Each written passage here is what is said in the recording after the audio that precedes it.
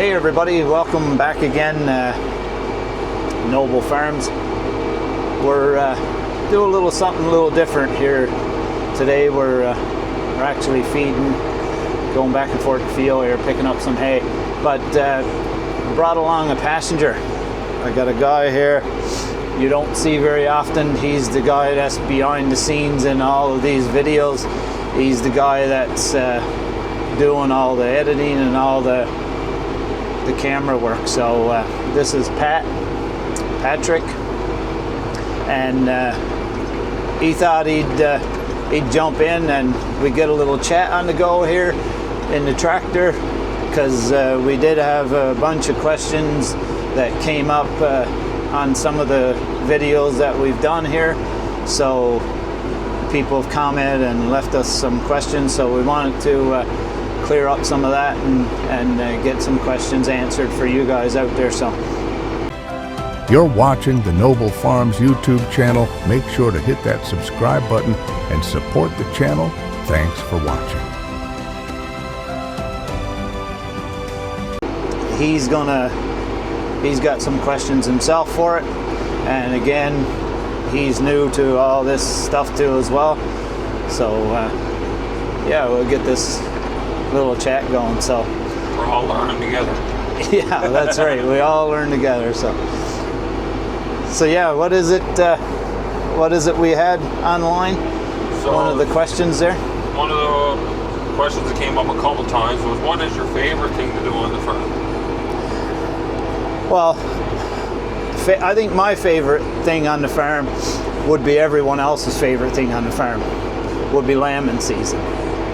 Lambing season, it's a lot of work, but it's the best. It's great to be able to see all that new life coming into the farm, that another new generation being born.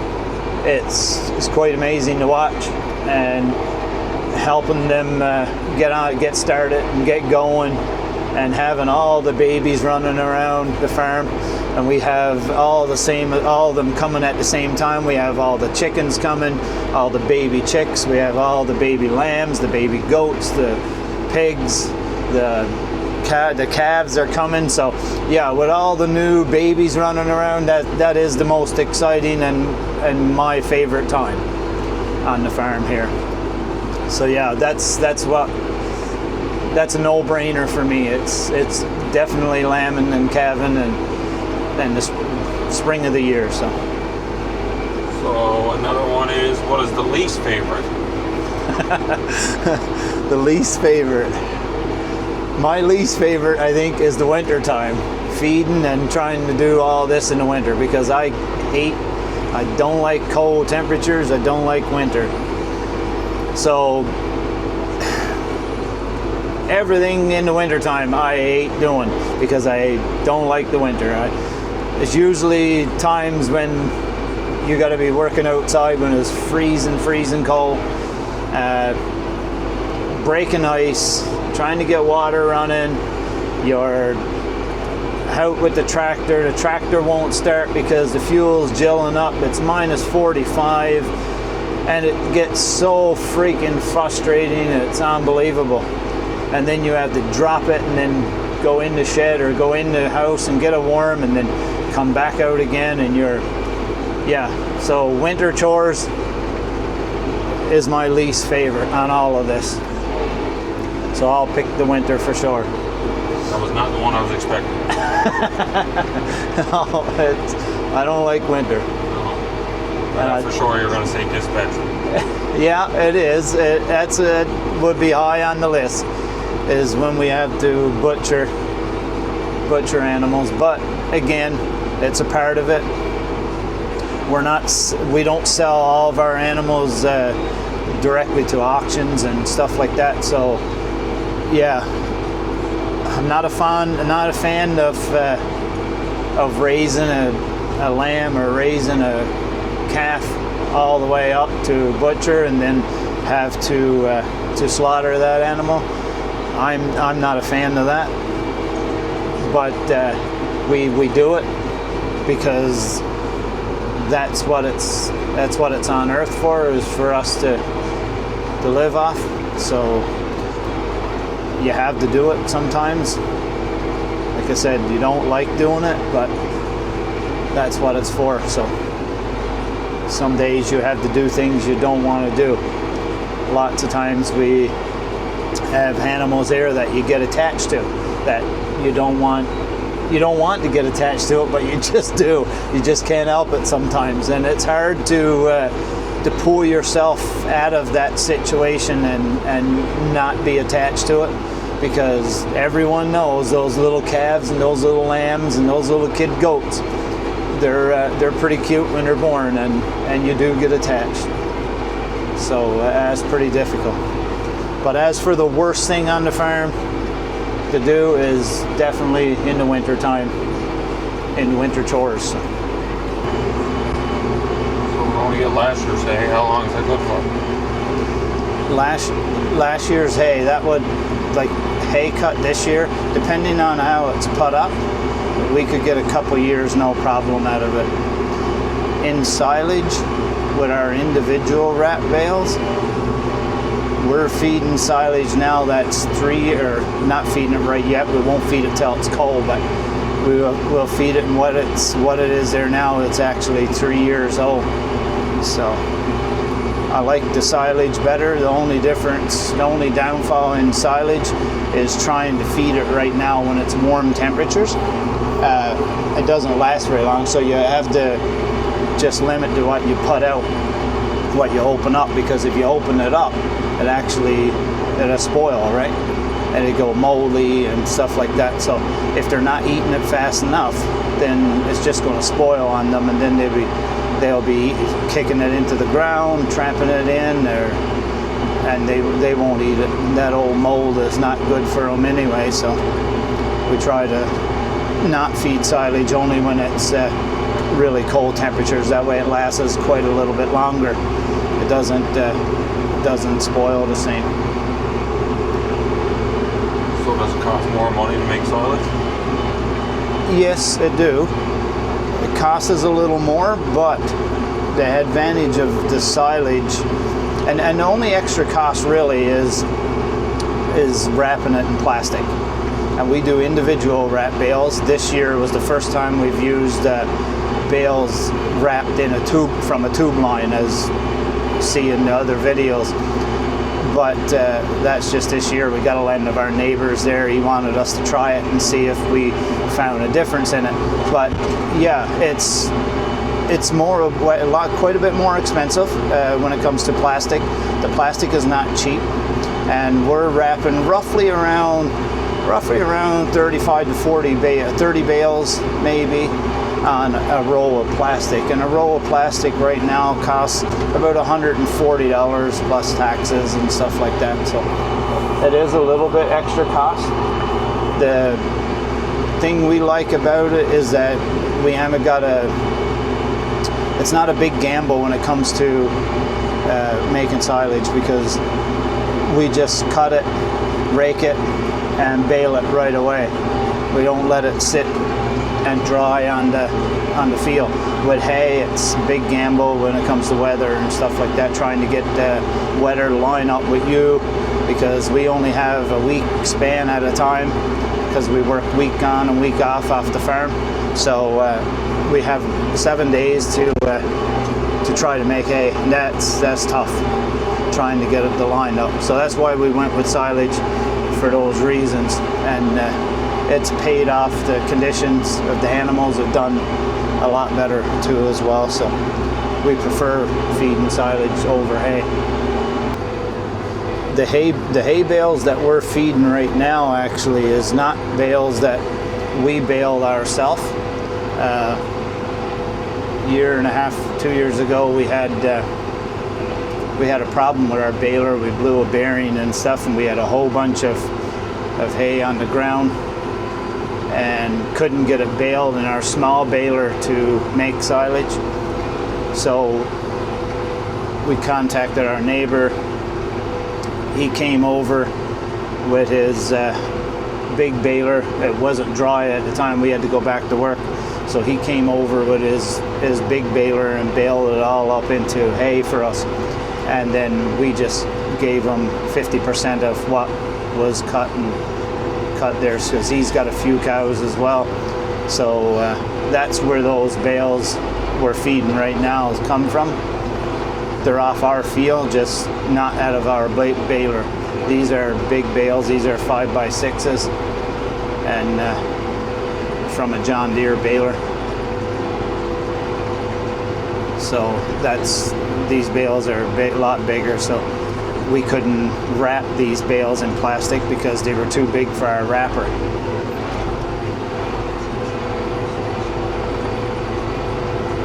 Because our bales that we wrap with silage is only 4 feet. They're only small. And I don't like the big bales. It's great, you're feeding lots of cows and stuff. It's the way to go. You get more bales. You get bigger bales, less string you gotta be putting out, and you get more tonnage per bale. But for us, we handle a lot of our bales. We roam around a little bit and find them a little easier to handle. With smaller equipment, a little easier to carry around. Now this tractor we have here doesn't have any problems when it comes to carrying hay and lifting bales, but it's just a little easier I find with the smaller bales for us. And I think that's what we'll stick to, is smaller 4-foot bales. Eventually we'll end up buying a newer baler, and when that time do come, then we'll stay with a 4-foot size baler too as well for silage. So, because the baler we have right now is not a proper silage baler. We have a New Holland 630. It's not a silage baler, but it does bale silage for us. You just gotta keep an eye on the baler, make sure you're cleaning the rollers off, stuff like that, because it does wrap up. That wet hay, grass wraps up around the rollers inside the baler. Easily break shear pins and stuff like that. So is there any difference between square and round bales? Yeah, one is square and one is round. Besides that. Well, it's totally different setup. You could have a totally different balers. For wrapping would be totally different for wrapping if you tried to make silage out of square bales. That's not very common. I've seen it, but it's not very common. It's so much easier doing round bales. If you were making hay and stuff and straw, they got big square balers out, like humongous baler squares, and that seems like a pretty nice looking system. I've never seen it up in person, just online and stuff like that, and videos and stuff, but it looks like an awesome system. The thing about a square baler is you don't have to stop. You can just keep going and going and going. You don't have to stop and dump a bale or anything like that. It just pops it right out the back end. But as for feeding and stuff like that, some people may need like a different feeder for it. But yeah, it's doable. Square bales, a lot of people do feed square bales. So it doesn't dry out better or anything? Doesn't make any difference really, Not that much. because once it's baled, it's got to be dry in order to bale it. If it don't, then you're just going to get spoiled hay, and then that's just a waste of money, waste of time, waste of fuel, waste of everything, because it's just garbage. It's no good. It's going to burn up. It gets hot inside, right? It starts to break down. It's like a compost. A lot more to it than just cutting it down and baling it off. 100%, it is. Yes, it's quite a bit. It's quite a bit of time put into it. It's quite a lot of thought put into it, and it has to be just right. Like, if it's not dry enough, if it's not like 13% and stuff like that, 12, then it's not dry enough. You get into the 15s, 16s, 18s like that. Still getting a little on the damp side, so that's just not going to last as long. And another thing too, and we got this problem as well, and that's storing hay, like storing hay outside. It's always that first 4 or 5 inches of the bale that's shit. It's garbage. They don't want to eat it. They drive their nose into it and try to pick out the inside because the inside is still nice and green and fresh. But the outside is weathered because all the rain, every elements. It's right in the elements. It changes color. Like you look at this bale right here we have on the forks right now. It looks like death to look at. Yeah. You know, it's dead. There's nothing in it. It's burnt up. It's dirty. But when you take that first 2 or 3 inches, 3 or 4 inches off the bale, it's just like the day we cut it. So in your previous videos, you see you take the outside layer off. Is that why? Yeah, that's exactly why. Because if I don't, then you're going to end up with a whole pile of all shed hay in the feeder. And they're not going to eat it anyway. They're just going to move it around. They're not going to touch it. I guess they would if they were starving to death, but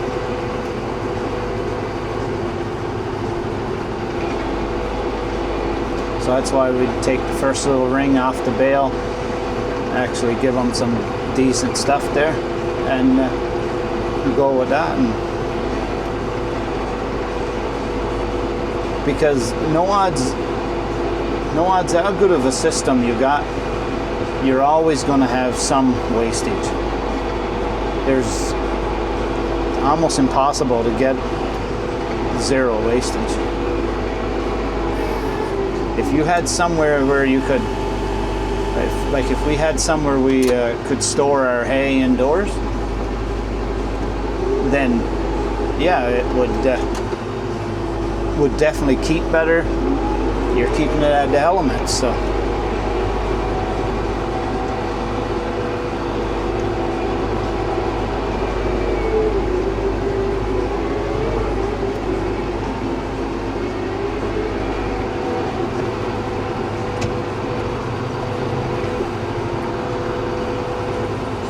You do shift work, 7 on, 7 off.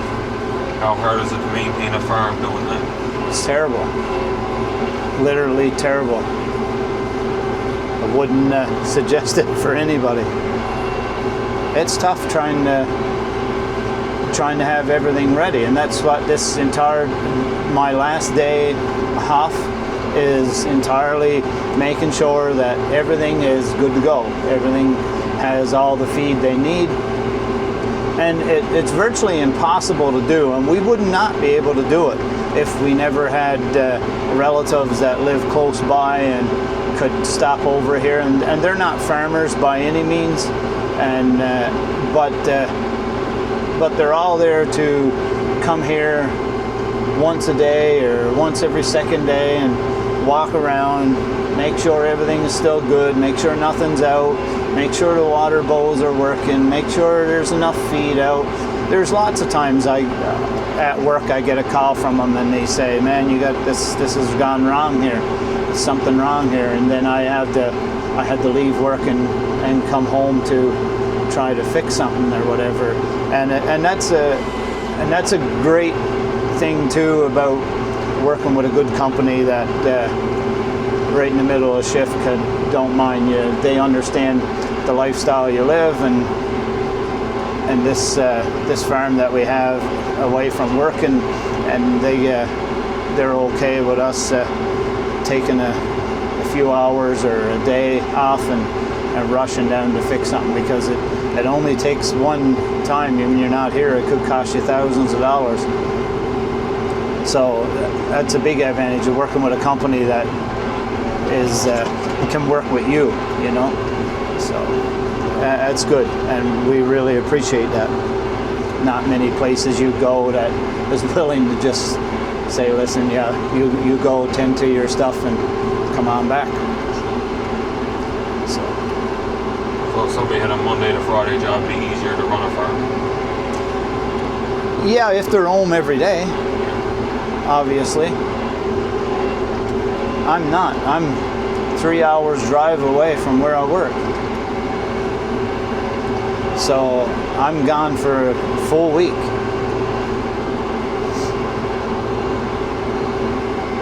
So having someone here, very important, especially winter time. You don't know if you got if power is out and you got water bowls that's frozen up and you got water lines that's bust, or you got a pump that's dead, or even a sick animal. In the past 5 years of doing, well, we've been at this like 7 years. In that length of time, I only know of twice that I've actually had to leave work and come to the farm to tend to emergency here. So that's not too bad. So has there ever been a time you wanted to give up farming? Yeah, not gonna lie, yeah, there is. There's lots of times actually when you get stressed out, you don't know what to do next, and you look back and you say, is it all worth it? But when you sit down to the table and you put that first forkful of food in your mouth from the farm, I tell you, it's all worth it. And then you see the smile on someone else's face from it, so it do make it worthwhile, but it do has its days. Some days, especially summertime is the busiest time. You're running around like crazy, trying to get stuff done. There's not enough daylight. In the wintertime, not quite as bad because, you know, everything is slowed down. All you're doing is pretty much feeding and maintaining things. So the last few years have been really, really busy for us because we've been trying to build up some infrastructure around here, and that's been quite the task itself. It's long days. You think wintertime up here, minus 40s, stuff like that, it'd be more of a headache then than summertime? Actually, like, we never grew up into farming. Me or Danielle never grew up into farming, so this is the only farm we know is what we have done here since we've been here. And but what we've found and what we've learned is that in the wintertime, I don't find animals getting bad feet. I don't find them getting sick the same. All around like the animals' conditions and stuff like that, I find in the cold temperatures, it seemed they do very, very well. I did not know that.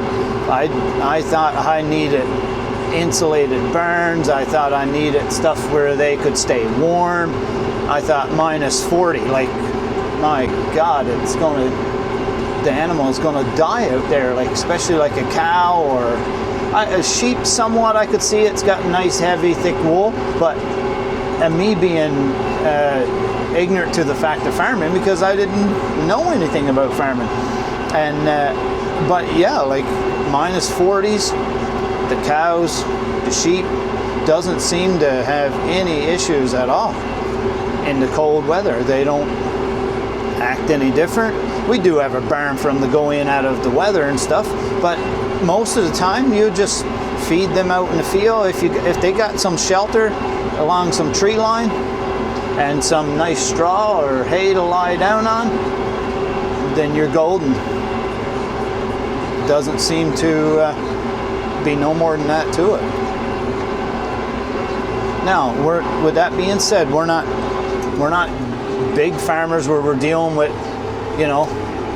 500 and 600 head or a couple thousand head for that matter. So, I can only speak for what we see on our little farm here. Some other guy that's got 1,000 head of cows might say totally different, and that's fine. I'm speaking from my farm, not somebody else's. You never came from farming at all. Zero experience. The only thing I knew how to feed was a dog in the house, a pet. That's it. I've never ever drove a farm tractor. I seen them, but that's about it. So what inspires you to have a farm? Self-sufficientness, being self-sufficient, being able to grow my own food, do what I want,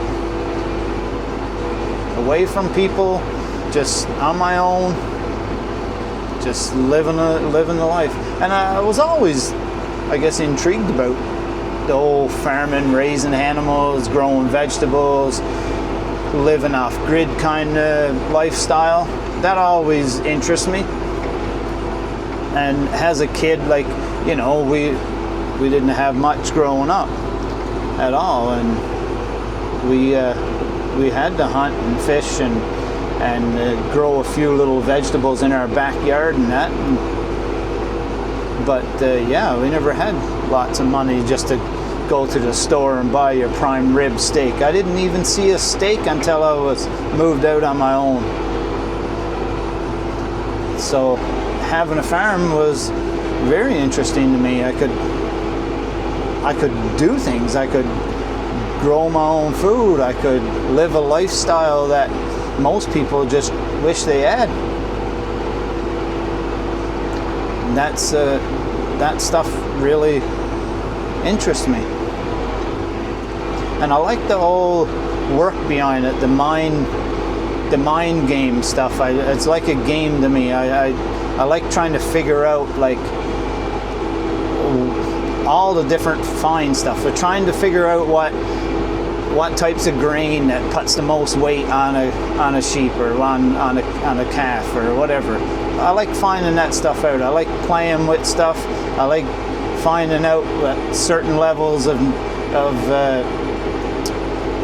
you know, fertilizers to put the right nutrients in the ground to grow the vegetable, to try to get the best out of it. I always find it like a game, so it's really interesting to me.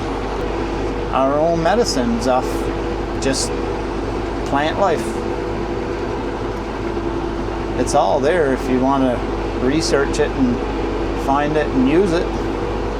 We're just lazy. It's easier just to hop in the car and run to the store and pick it up. The pharmacy is right there. It's easily just walk in, tell them what you want, you get it and go home.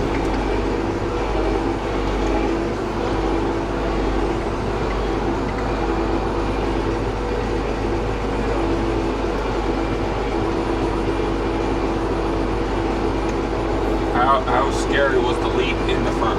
I'm sure there's a lot of people out there that wants to start a farm but are scared of taking that chance, taking that first step. Yeah, and it is a big chance to take, and I'm not sure if we would have been able to do it if both of us never had the same drive. That went a long ways. As for Danielle, she never ever owned a pet, as I know, and yeah, so zero experience whatsoever. But again, was still interested in it, and the biggest leap I think is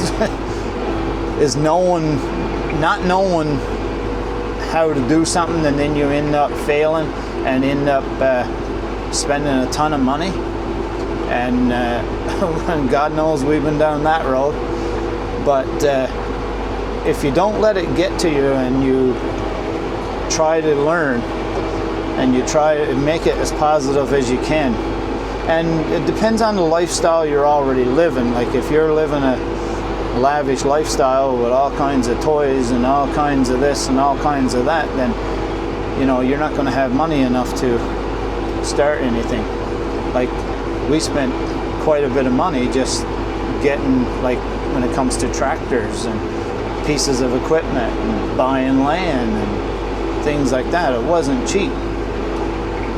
But we were very fortunate that we did land on a great opportunity at the right time, and we took advantage of it, and we never looked back. It's been awesome. We've made some bad decisions in the past. The first time we had sheep, thought they were great looking. When we sheared them in the summer, in the spring, I couldn't believe it. They were it was just like pulling a plastic bag over a skeleton. They were so starved to death because we didn't know that they look fine. Yeah. But we didn't know, and we were feeding them tons and tons and tons of food. But we didn't know that the food that we were feeding them was garbage. They weren't eating it. So then, at that time, we had the Hutterite colony boys come and shear our sheep, and they came, sheared the sheep, and when we seen them and they seen them, they were like, holy crap, wow, like this is not good. So then we sat down with those guys, and they've been raising 1,000 sheep for years, and we sat down with them, and it was unbelievable because they were so humble, great people, willing to sit down with us and learn and teach us what kinds of feed to feed the sheep and how much to feed and what nutrition values and stuff like that. And they never asked for anything. They didn't ask to be paid. They just wanted to help. And boy, did they ever. And it was great. And I'm forever grateful for that. And from that day on, we built a relationship with them, and to this day, they still help us if we need help or if I got questions. I just call one of the guys up, and they drop over, or we go see them, or so on. But that's how you learn from great people. Learn to spread an experience. Lots of great farmers around here that we learn from, and that's a big obstacle to get over. And if you try to take all that on, then that becomes overwhelming, and you end up making bad decisions that you don't want to make.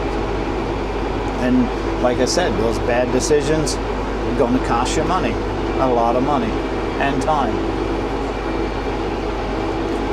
I have seen it. It does seem like everybody around here is very, very helpful. It is.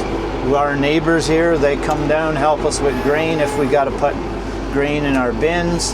I don't have a hogger to reach the top of my bin, but my neighbor, he'll come over if I need him, and bring his auger over, and then we'll put it right into the bin. They're really good. It's great people. And coming to a province or place that you're not from, and trying to fit in, it wasn't that bad. It's great people. And most of them people want to see you succeed too.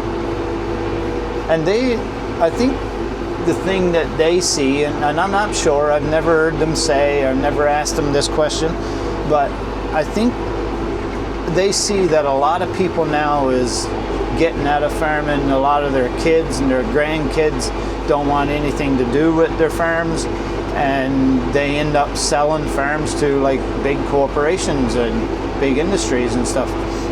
So they're excited to see someone take the time and the passion and stuff like that to try to make a go with something like this.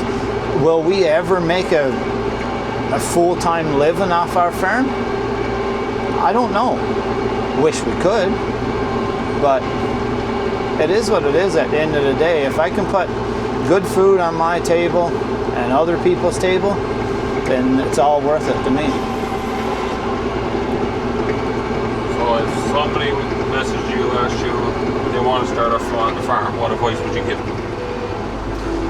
Do your research. Take a year or two, do some research. Take your time. Don't be too jumpy. I know everybody, I want to get some animals. I want to get some animals. Yeah, we did the same thing. But looking back now, and what we did was totally wrong. We never done the research. We never went out and got mentored by some other farmers that farming the same things that you were interested in. That was things that if I had to start over, I definitely would have done that. I would have definitely reached out to somebody that was farming sheep and spent some time with them on the weekends, or just helping them out, really. Any farmer don't mind somebody popping in on a weekend and giving them a hand, whether it's stacking bales. And you mightn't think it's very valuable, but to the farmer mightn't think it's very valuable, but to you it's very, very valuable, whether it's sitting down just having a conversation, or you're giving them a hand fixing something or doing a few chores. That little bit of experience and the environment is what's going to get you ahead. So if I had it back, I definitely would have done way more research, because I thought, how bad can it be if you're just going to, cows eat grass, sheep eat grass. And that's all I thought it was grass.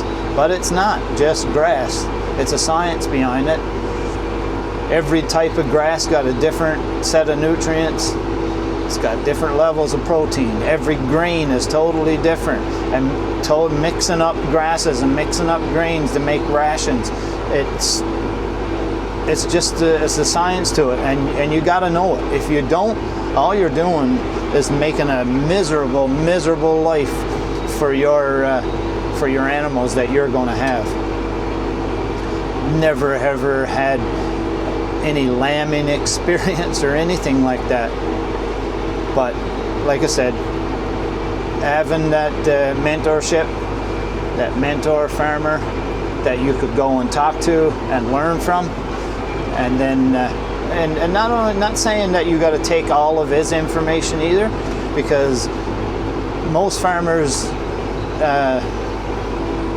they're experts at their farm. They're experts at what they're doing. You might want to do exactly what he's doing. You might have a little something different. So, and he might not know about that. So you get that from somebody else. So doing your research, spending time talking to these people that's been doing it for centuries and hand it down, grew up into that industry, is very important. So if you had to start over tomorrow, you would do research, anything else you would change? Well, we made a lot of mistakes over the years, quite a few mistakes, but you don't let that get you down. You can't say that, that was a bad thing. Yeah, it was a bad thing, but that's how you learn. You learn by that stuff. I remember first, 4 or 5 years ago, I come out to the barn. I had 2 sheep dead on the floor, and 2 more out back of the barn that couldn't even stand. And I was like, well, I was out there yesterday evening. That was in the morning. Yesterday evening, everything was fine. And I was in panic mode. I was, what in the world is going on? I've got 4 sheep that's about to die. So we called up the vet. Vet comes out, and we were being too nice to them. We were feeding them way too much, and we bloat them, and we killed them. So that stuff, you got to learn that stuff, and you got to know how much to feed, and it's bad things happens, and sometimes you make mistakes. You don't want to make mistakes. You don't want your animals to die because of something you screwed up on, but sometimes you do. Sometimes it happens. And there's not much you can do about it. You can't be there 24/7. You're not a born veterinarian. You just can't pick everything up like that. You learn as you go. and hopefully you don't make the mistakes somebody else made. And it's not, and not trying not to be too big of a smartass that you can't take somebody's advice. These guys might seem like, oh yeah, he doesn't know anything, but that guy's been at it for years and years and years, his entire life. So he obviously knows something. And I'm sure after how long you've been at this now, you still learn stuff every day. Every day, every day. You never stop learning. You can talk to a farmer that's 80 years old and still farming, and he's going to tell you that he's still learning, figuring out stuff, even to that day. It's never ending, and you'll never learn it all. But if something makes you happy and makes you enjoy life, then this is where we feel most comfortable and most happy. It's right here on the farm. So I guess that's all the questions we have to answer for now. So if you have questions or anything you see us do on the farm, you got something you want to ask us or a question about, or you don't understand, or you want more information on or whatever, then feel free to jump on and leave us a comment, and or drop us an email or anything. If you don't want to leave a comment, we get lots of messages through emails too as well. If you want to leave an email, that's fine as well. We'll answer whatever we can. We're on all the social media platforms, so if anything we can help you with or clear up something that you've been thinking about that you've seen us doing, then just leave us a comment, and we'll definitely get to you and get those answered the best we can.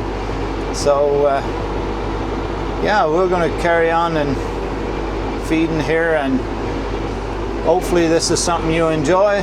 If you enjoyed it, please give us a thumbs up, and make sure you hit that if this is your first time tuning into this channel or whatever, or into our page, then please hit that like and subscribe button if this is what you like.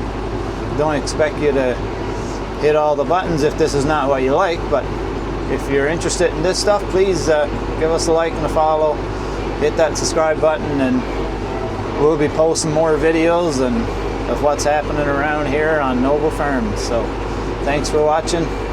We'll see you in the next videos.